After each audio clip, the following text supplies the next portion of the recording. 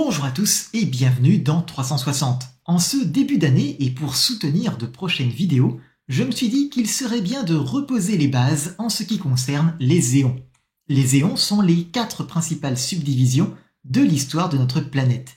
Ils délimitent de grandes périodes de son évolution. Nous partirons de la plus récente et nous remonterons jusqu'à la plus ancienne. Et à chaque éon, la Terre que je vous décrirai deviendra plus étrange, plus différente de celle que vous croyez connaître. Le plus jeune des éons est le Phanérozoïque. C'est celui où nous vivons encore aujourd'hui.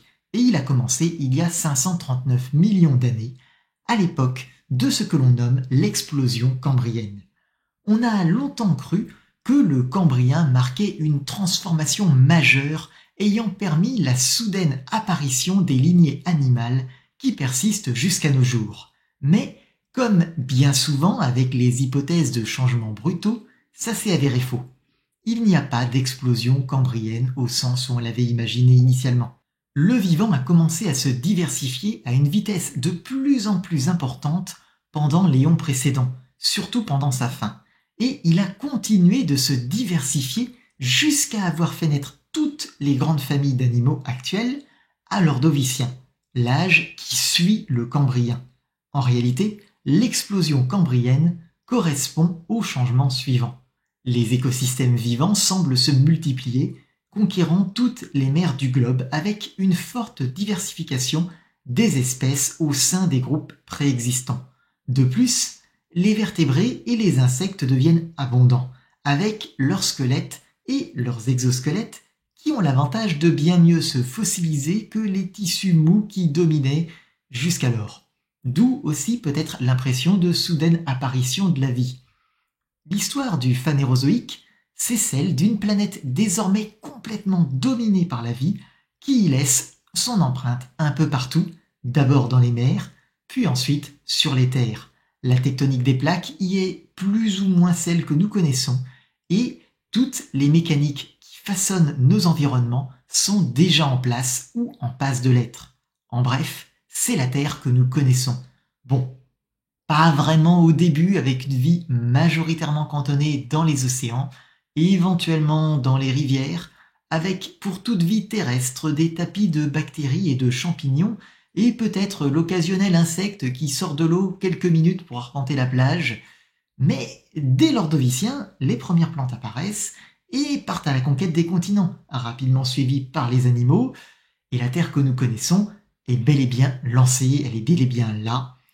Le Phanérozoïque a donc vu la vie se diversifier, mais il ne l'a pas vu apparaître. C'est un point commun entre lui et le Protérozoïque, le troisième des éons. Le Protérozoïque commence il y a 2,5 milliards d'années et s'achève avec le début du Phanérozoïque il y a 0,539 milliards d'années. Oui, à ce stade, on peut abandonner les millions. Avec une durée de 2 milliards d'années, il est le plus long des 4 éons. On le découpe en 3 ères, comme la plupart des autres éons de toute façon, sobrement nommés paléoprotérozoïque, mésoprotérozoïque et néoprotérozoïque. Comme je le disais tout à l'heure, sa dernière ère, le néoprotérozoïque, est marquée par les premiers stades de la future explosion cambrienne. Le néoprotérozoïque voit notamment apparaître les mollusques pourvus de coquilles dures destinées à les protéger de menaces et qui commencent à se fossiliser correctement. La fin du néoprotérozoïque voit également apparaître les trilobites, une famille d'arthropodes marins qui connaîtra son âge d'or, mais aussi sa fin, au début du paléozoïque. Dans son ensemble, le protérozoïque se caractérise par une succession de crises climatiques, avec notamment des épisodes de terre boule de neige que j'ai évoqués dans ma vidéo sur l'enregistrement des glaciers dans les roches. Ces glaciations extrêmes ne se sont pas produites après le protérozoïque et ont sans doute constitué des périodes de stress qui ont aidé à la diversification du vivant. Mais ce n'est toujours pas le protérozoïque qui voit naître la vie. Avant lui, le second éon de l'histoire de la Terre fut l'Archéen. L'Archéen marque une Terre bien plus jeune qui n'avait encore qu'entre 0,5 et 2 milliards d'années. Une Terre que vous auriez bien plus de mal à reconnaître. L'environnement terrestre à l'aube de l'Archéen était très différent de ce que nous connaissons aujourd'hui. La Terre était éclairée par un soleil encore jeune et donc encore peu actif. Elle recevait donc entre 20 et 30% d'énergie solaire en moins par rapport à l'actuelle. Ce qui ne veut pas dire que la Terre était plus froide qu'aujourd'hui. La géologie était différente. La croûte primitive reposait sur un manteau chaud, incapable de former la lithosphère d'aujourd'hui et donc de renforcer la croûte. Les plaques tectoniques étaient donc de taille réduite, se passant les unes sous les autres dans de complexes assemblages de subduction rapide, tandis que des panaches mantéliques surchauffés, produisant des taux de fusion partielle de 60% contre rarement plus de 20% aujourd'hui, venaient perforer les continents.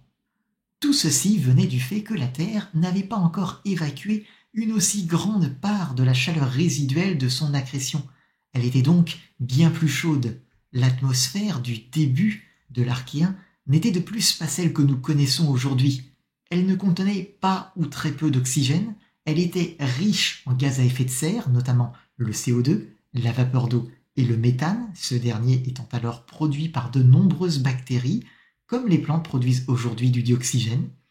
Ainsi, la vie participait-elle elle aussi au maintien de températures élevées malgré le manque d'activité solaire.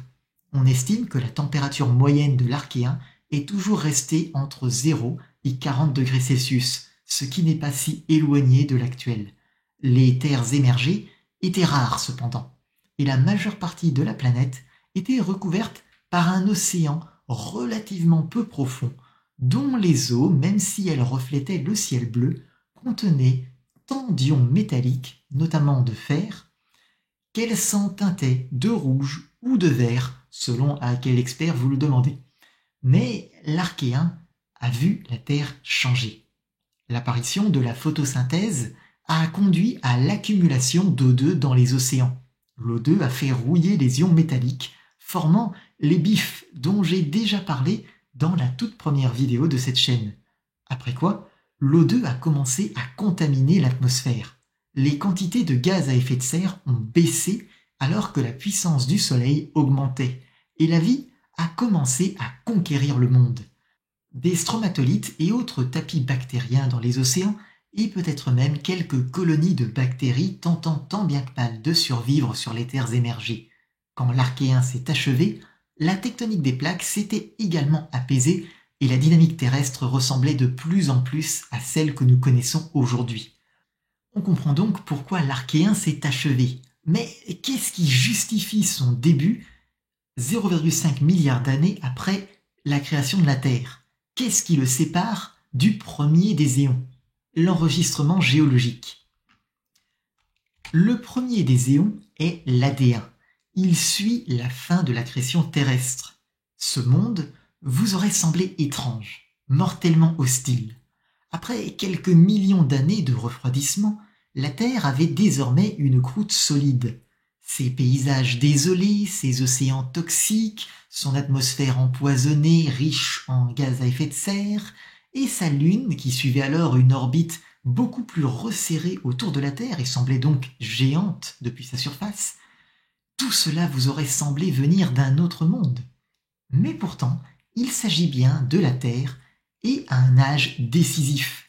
L'Adéen a vu naître la Lune, comme je le mentionnais, la croûte terrestre, les premières formes de tectonique des plaques, le cycle de l'eau, et même la vie, et j'en passe, et des meilleurs. C'est dans les roches de l'Adéen que tous les événements qui fondent notre monde sont enregistrés. Et on n'en sait presque rien. L'Adéen peut-être parce qu'il est trop ancien, ou peut-être parce que la tectonique terrestre était alors trop différente et n'est pas parvenue à préserver les enregistrements comme les époques postérieures, ne nous a laissé presque aucune trace. Seuls quelques fragments de roches et quelques minéraux piégés dans les roches de l'Archéen nous sont parvenus. Voilà ce qui marque la limite entre l'Adéen et l'Archéen. L'Archéen nous a légué un récit fragmentaire, mais un récit tout de même. L'Adéen ne nous a légué que quelques brides. L'Archéen est l'origine d'un récit fragmenté, mais présent de l'histoire de la Terre. L'AD1 est un chapitre perdu dont nous ne possédons que quelques mots disparates, hors contexte. Cela ne veut pas dire qu'on ne peut pas étudier l'AD1, mais le récit géologique ne devient véritablement lisible, structuré, qu'à partir de l'Archéen, il y a 4 milliards d'années. AD1, Archéen, Protérozoïque et Phanérozoïque, ce sont les 4 grands chapitres de l'histoire de la Terre, les 4 éons. De quoi vous permettre de positionner quelques-uns des sujets que j'ai déjà traités sur cette chaîne, mais aussi une base pour des sujets que je compte aborder au cours de l'année à venir. Alors, à une prochaine vidéo, et d'ici là, puisse votre esprit demeurer vif et votre curiosité dénuée de toute limite.